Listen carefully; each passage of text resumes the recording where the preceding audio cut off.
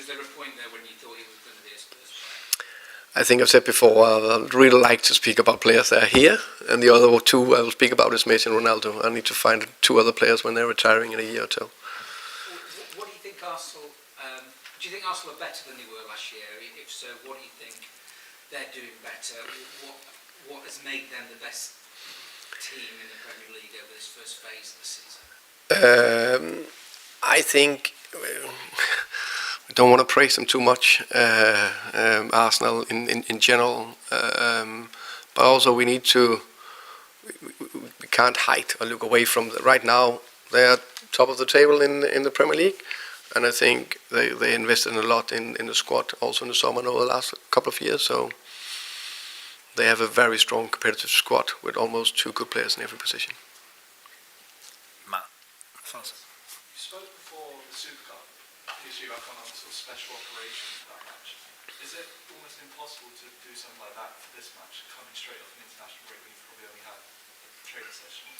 Yeah, I think that game was also special in many ways. It was one game, one winner, one loser, not a draw, nothing. Against the best team in the world, PSG. And we've been together for 6 weeks, so that was a special operation, definitely. We've spoken a lot about Tottenham's injuries this season. Are you jealous in a way of Arsenal's squad depth? Because Gabriel's out, and you look at who they could bring in, could be Nkapé, Mascara, I think it's. I said before, I'm happy with my squad. I think it's two clubs on two different journeys. I hate to say it, but a little bit ahead of us.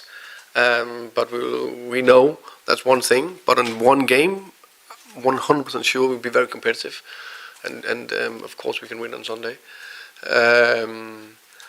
And then of course we know in general squad depth is good and important. But I'm not really looking at other teams. I'm just looking at my team there. If I have a player out, that's what I'm focusing on. I need to have another one to replace a position. Can I just ask about Bob? I think you said at the time he had a small procedure. Is there a chance that he needs something more significant, more surgery? That I'm pretty sure he doesn't need. Yeah. Is he currently training at all on the grass by himself?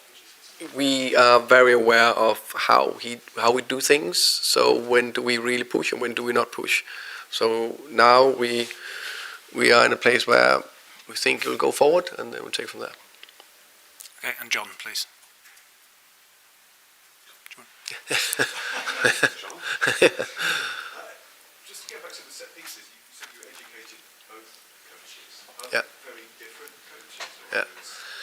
Of course, it was, I would say, educated work with them. Very big potential, both of them as coaches.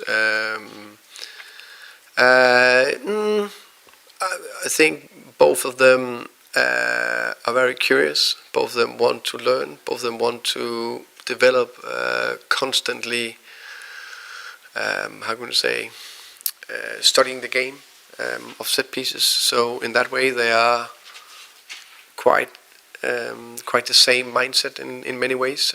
Trying to find a way how can you improve set pieces to hurt the opponents, corners, wide free kicks. So in that sense, they were similar. They have the one is Swedish and the other is French, so a little bit different temper. But besides that, nothing. Do they see themselves as direct rivals in this battle? Like artillery pieces?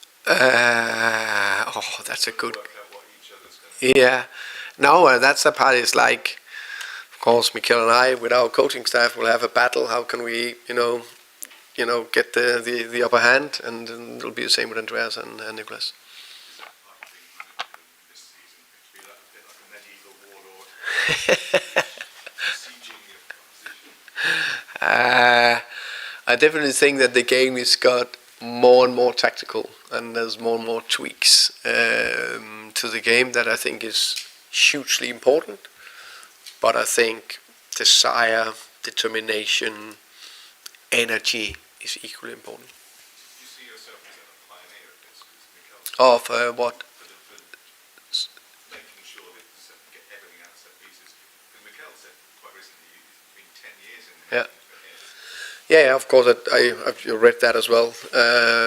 So I would say I would give the credit to Brentford, because of course I was aware of set pieces, as in I gave that example with my under 12 team in Frederiksværk back in '98. I did a little routine there, but that's not like the same that I was the pioneer of it. I think where I really took a focus jump was with Brentford, so they deserve the praise.